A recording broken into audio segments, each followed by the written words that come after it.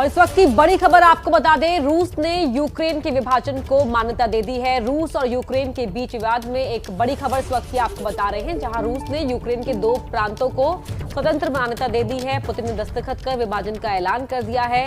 कौन कौन से प्रांत हैं? लुहांस्क और डोनेस्क को मान्यता देने का ऐलान रशिया की ओर से किया गया है। पुतिन ने दस्तखत कर विभाजन का ऐलान किया है।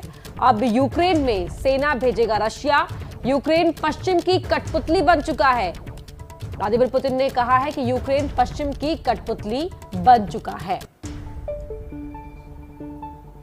इस वक्त की बड़ी जानकारी हम आपको दे रहे हैं। देखिए, रूस ने यूक्रेन के विभाजन को मान्यता दे दी है और रूसी राष्ट्रपति व्लादिमीर पुतिन ने मीडिया से बात की, एक तरीके से संबोधित किया देश को और पूरी जानकारी दी और यूक्रेन के 2 प्रांतों को मान्यता दे दी है और अब वहां पर शांति स्थापित करने के नाम पर रूस अपनी सेना भेजेगा।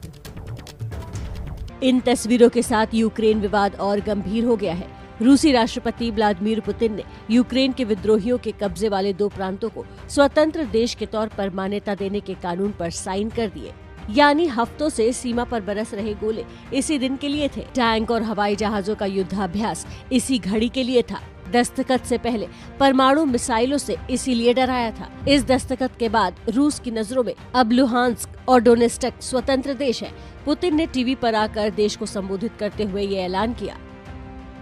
सिर्फ इतना ही नहीं, पुतिन ने यूक्रेन पर बयानों से वार किया। उन्होंने यूक्रेन को राष्ट्र मानने से भी इनकार कर दिया।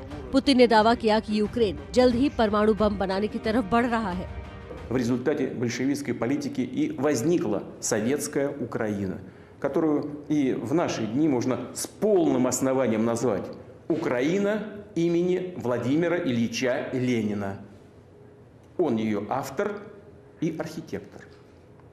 Это целиком и полностью подтверждается архивными документами. पुतिन का आरोप है कि यूक्रेन अमेरिका की कठपुतली बन चुका है। Считаю необходимым принять уже давно назревшее решение. Незамедлительно признать независимость и суверенитет Донецкой Народной Республики и Луганской Народной Республики. Прошу Федеральное собрание Российской Федерации поддержать это решение, а затем и ратифицировать договоры о дружбе и взаимопомощи с обеими республиками.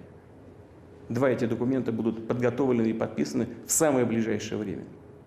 इससे पहले पुतिन ने मॉस्को में रूस की सुरक्षा परिषद क्रेमलिन सिक्योरिटी काउंसिल की इमरजेंसी बैठक बुलाई, जिसमें साफ कर दिया कि तनाव खत्म करने के लिए अब किसी भी तरह के पीस प्लान की गुंजाइश नहीं है। यानी दुनिया की परवाह किए बिना रूस ने वही कर दिया जो उसके राष्ट्रीय हित में था। अपने हिसाब से उसने यूक्रेन के 3 टुकड़े कर दिए, लेकिन अभी इन्हें दुनिया की मान्यता हासिल नहीं है। अब सवाल यह है कि क्या रूस विद्रोहियों वाले इलाकों में अपनी सेना भेजेगा और क्या यूक्रेन इसका जवाब देगा। और आइए आपको दिखाते हैं ग्राफिक्स के जरिए कि ये पूरा क्षेत्र कहां पर पड़ता है। रूस की सीमा यूक्रेन से लगती है। यूक्रेन के पूर्व में 2 प्रांत हैं जिनको रूस ने आजाद घोषित किया है। इनके नाम हैं लुहांस्क और डोनेस्क। यही क्षेत्र है जिसको लेकर फिलहाल तनाव और ज्यादा रूस और यूक्रेन के बीच बढ़ गया है, क्योंकि रूस ने अपनी तरफ से इन दोनों प्रांतों को स्वतंत्र देश की मान्यता दे दी है और अब उसके बाद रूस का दावा है कि वो वहां पर अपनी ओर से शांति सेना भेजेगा, जो उन जगहों पर शांति बहाली में मदद करेंगी। और इसको लेकर पूरी दुनिया की निगाहें अब रूस पर टिकी हुई हैं और खास करके सबकी तरफ से यही कहा जा रहा है कि रूस जो कदम फिलहाल उठा रहा है वो ठीक नहीं है।